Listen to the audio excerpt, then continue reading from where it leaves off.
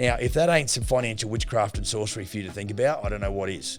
Give us your phone, give me the calculator. I'll do this right now. This is live. So let's say you've got fixed expenses of $10,000, and they're sort of round numbers. So 10K per month, and then I'm going to divide that by a 20% margin. So I take $10,000 and I divide that by 20%. That equals $50,000 a month. 50K per month, right? What that's saying to me is that's my break-even point.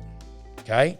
Then what I would say to you is then what you do is you would add, if we want to come up with a net profit somewhere between 8 and 12% at the end of the year, if you're a builder, if you're a sub-trade, this is not relevant. Like, you're going to run a bunch of different activity key metrics. Okay.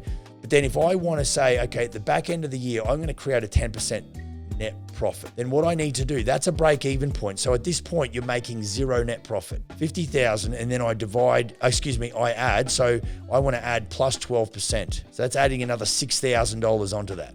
Plus $6,000 per month. Now I'm at 56,000. That's what I would call my preferred billables. It's 56,000. Here's the difference. Let's go. This is for a privateer, let's say, private guy. Okay. Now, if I go into a Smith & Sons franchise and I'm saying, right, it's 15K per month, but my profit margins, let's say our goal is to get 30%. So we're marking up by 43% and it's 30%. So I go 15,000. So I'm $5,000 in my projection more than a $10,000 private guy. 15,000, divide that by 30%. Now that's $50,000 as well. Did you notice that? Did you just see that?